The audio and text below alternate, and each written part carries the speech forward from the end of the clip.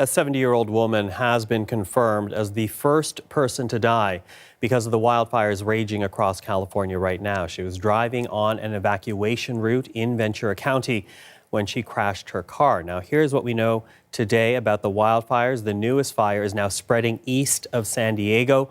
More than 8,700 firefighters are on the ground across the state right now. About 200,000 people have been forced to leave their homes, though some of them have returned to inspect the damage.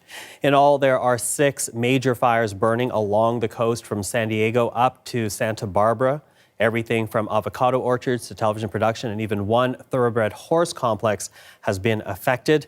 And for more, let's go to the CBC's Aaron Collins. He is covering the story for us. He joins us right now in Ventura County, California. Aaron, nice to have you here. Where are you right now? Describe for us the situation that surrounds you. Well, right here, you're looking at the Ventura County Fairgrounds. You mentioned those 8,700 firefighters that are working to get those 6 blazes across Southern California under control. Well, this is where a lot of them are coming and going from. This is a staging ground, the Ventura County Fairgrounds, and you can see some of the crews that have returned after a 24-hour shift battling the fires in this part of the state. Now, these folks will be focusing on the Thomas fire, which is the largest fire moving across Southern California. It's moving right up 101, Highway 101 to the north towards Santa Barbara. And the folks here come in after a 24-hour shift. You can also see some crews in front of me getting ready to head out to continue to fight the fires that are still keeping hundreds of thousands of Californians out of their homes. And while you can sort of see the wind has kicked up a little bit here today, and that's not good news here, and that means that the efforts to get these blazes under control are certainly not over yet. So this is a staging area. This is where those thousands and thousands of those firefighters are really spending a lot of their time when they're not out fighting the fires.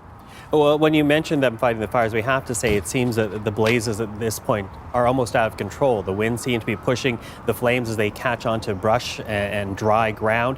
What is the progress like right now? Because this fire first broke out Monday. What are we seeing in terms of containment with these fires? Well, there's a sense that things are moving in the right direction, but at the same time, you can see if you look over here, there's a thick cloud of smoke hangs over really this entire part of the state. I'm normally wearing a mask, and when I take it off, you're sort of choking on it. It's in your eyes. You can only imagine how it is for these firefighters as they're out much closer to the actual fires. Now, they tell me that while they think things are moving in the right direction as far as getting these fires under control, they say that there's a couple things that are beyond their control, and those are the obvious ones. That wind I mentioned earlier, they need that wind, those Santa Ana winds, to stop blowing through this part of the state. And the second thing is they need some moisture, and that's not, unfortunately, forecast to be coming anytime soon. They mentioned that even if they're not going to get rain, they'd like some fog or some dew to come off the ocean and lay down a blanket of moisture for the morning so that these blazes can't get fanned by those winds and take off again. So really, while these folks are out there doing their jobs, it's really out of their control where these blazes go from here. Well, you mentioned the hope that perhaps the Santa Ana winds will stop blowing, that, as you said, at least fog, if not rain, moves into the region. Is there anything in the forecast that might actually help the firefighters?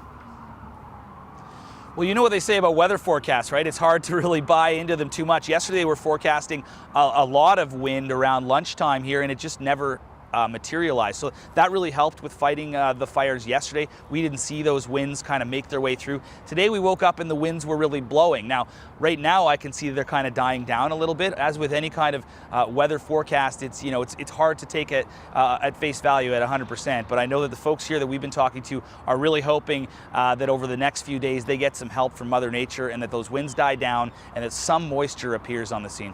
And it must just be devastating for the people that you're encountering on the ground, because those that haven't evacuated live in fear, I assume. What are you hearing from people who've had to deal with these wildfires?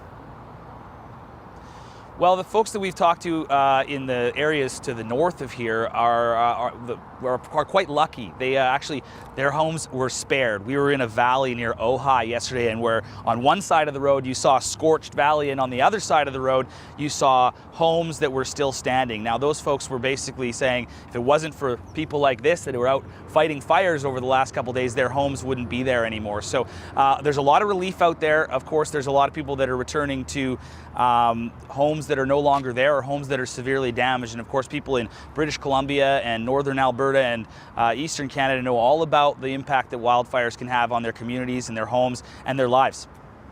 Aaron, thank you for this. We'll speak again later. That is our Aaron Collins reporting in Ventura County, California. Stay with us. You're watching CBC News Network.